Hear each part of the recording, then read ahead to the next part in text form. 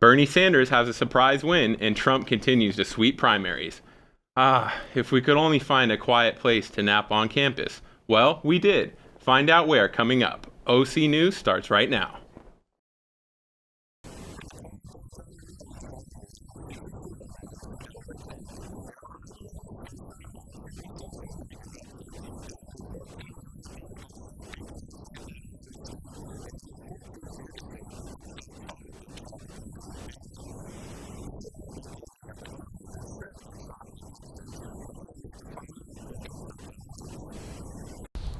Five-time NBA champion, three times league and finals MVP, business owner, philanthropist, and entrepreneur Magic Johnson will be here at Titan Gym March 4th for Business Madness Week. Get your tickets soon at the TSU, as it's sure to sell out quickly.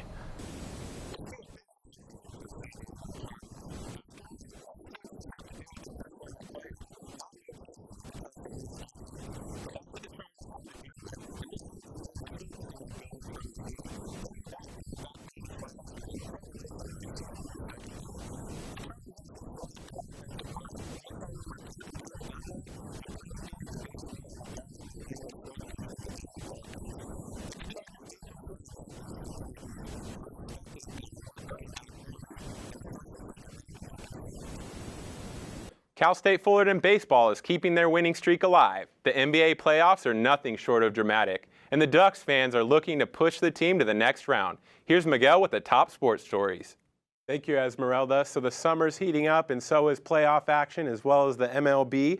First, to an upset on the diamond, where Cal State Fullerton fell to the San Diego State Aztecs Tuesday night at Tony Gwynn Stadium. SDSU snapped a 4-game losing streak, and the Titans suffered their first defeat in their last 11 games against the Aztecs. The Titans struck early with 2 runs in the first 2 innings, but only finished with 6 hits on the day. And Fullerton failed to plate a runner after the second as the Aztecs piled on 7 runs. The Titans fell to 27-16 on the year and returned home this weekend for a 3-game series with UC Riverside.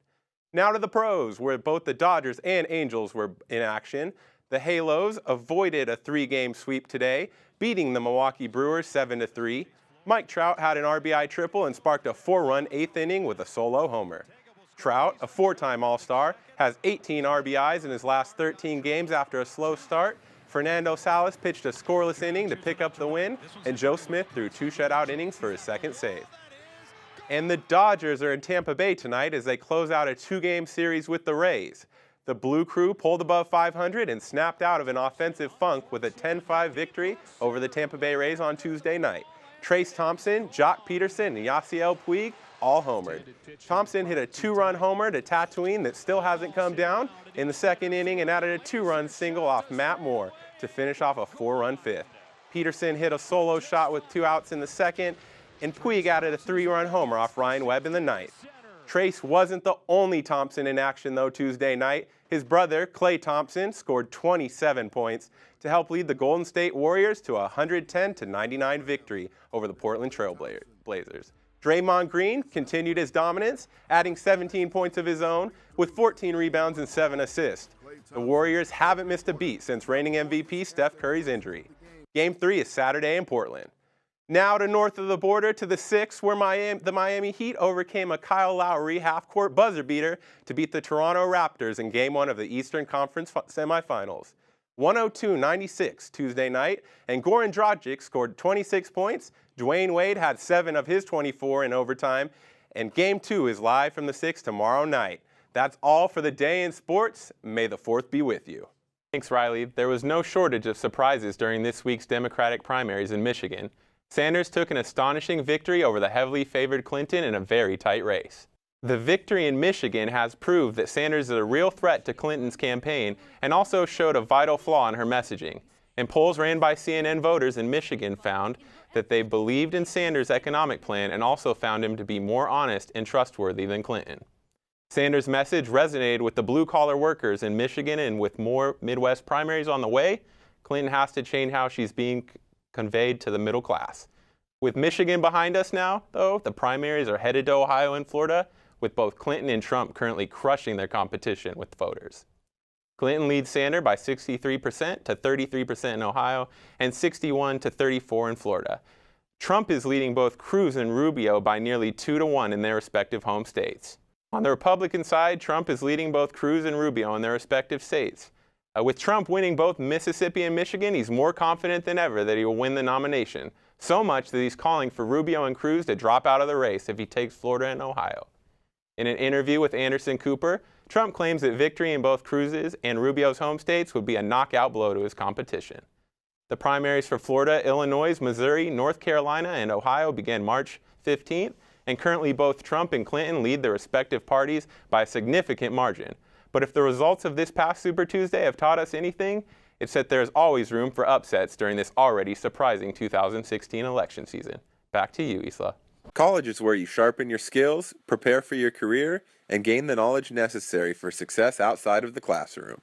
With the annual Alumni Night of the Pachyderm drawing close, the end is near for the class of 2015 as they make the transition to the real world. A scary proposition, but many successful individuals have graced the hallways of Cal State Fullerton before. We caught up with the students to see if they knew anything about these famous Titan alums. All right, so we have 6 famous alumni. Let's see if you can name them. If you don't know who they are, just take your best guess, all right? Is it Adam Lambert? Perfect. Oh, that's that dude from American Idol. Who's this? Adam Lambert. Nice. Adam Lambert, right? Bruno Mars, I know it was the closest thing I would say to that guy. It looks like Justin Bieber. He's an actor. Is it the Dos Equis guy? The most interesting man. The most interesting man from the Dos Equis commercials. It's like the Russian guy, like the what's his name? Dos Equis commercial? The most interesting Yeah, man in it the looks like him. The most interesting man in the world, or whatever. He looks like the Dos Equis guy, huh? But Oh, no, it's not. he's actually not the Dos Equis Oh, guy. man, I thought that was him. He's a director. It looks like the Dos Equis guy.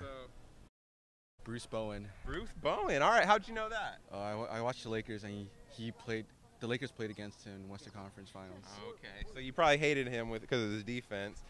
Spurs, Duncan? No. San Antonio Spurs. Tim Duncan. Oh, that's Bruce Bowen. It's actually Bruce Bowen. Tim Duncan, if you reverse the number, then yeah, it'd be Tim Duncan. Yeah. Gwen Stefani. Gwen Stefani. All day. How come everyone knows Gwen Stefani? Why do you think that? Because Anaheim's really close, and she's from Anaheim, and then, come on, no doubt. Gwen Stefani. Damn, she's hot. What's her name? I have no idea. She's like a solid, like... Yeah, there's no doubt that she's pretty awesome. No doubt. Oh, no. Okay, wait, hold on. Is it Gwen Stefani? I think that's her. She ain't no holla back girl. Yeah, it's Gwen Stefani. There you go. Hope students are better at picking the right answer on their final, because when it came to Cal State Fullerton alum, we know one thing. James Cameron looks a lot like the Dos Equis guy. For Titan News, I'm Joe Moreno. I'm here at Titan Gym for the blue and orange scrimmage. It's been a long offseason for the Cal State Fullerton men's basketball program, following an abysmal 11-20 season. But tonight serves as the first step towards redemption and a Big West championship.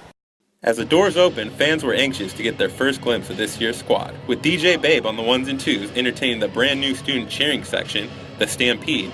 You could feel the energy in the air as the Titans, armed with 3 returning starters and 5 returning lettermen, kicked off their new campaign with 3 10-minute quarters of inter-squad action. The blue team was led by associate head coach John Smith, with the orange team run by head coach Diedrich Taylor. Players would alternate teams from quarter to quarter, and as play kicked off, both sides struggled to find open looks. Working late into the shot clock with limited success, leading to foul after foul, but only a 66% conversion rate from the charity stripe. Both teams would eventually get things going, working the ball inside with the occasional outside shot falling, but a plethora of low percentage shots culminated with the team shooting an atrocious 35% from the field. Josh Gentry led all scorers with 9 points on the night, with both Moses Morgan and Alex Harris tallying 8. I had a chance to catch up with Gentry, Morgan, and Coach Taylor after the game to get their thoughts on their performance. Watching us today, I didn't think we executed as well as we have. I thought we were a little gun-shy in some areas, not as aggressive and defensively as I'd like to be. I just thought it was our first time under the lights, and there's a lot of work to be done. Okay, but as a team, I thought we did pretty good, but we do have a lot of stuff to improve on, including myself, and just getting off to a good start. And really, we got to focus in on defense. Expectations is real high this year. We know we're trying to get to the NCAA tournament, so that's the expectation. I think the most important part is we just got to continue to play hard, continue to play with good energy and great effort. If we can continue to move in that direction, I feel like our talent is improved and we have enough depth to be able to sustain those things. But if we don't bring energy and effort, it'll be a long year for us. Many players showed promise in today's scrimmage, and fans everywhere are hoping that promise translates to success on the hardwood this season. For Titan News, I'm Joe Moreno.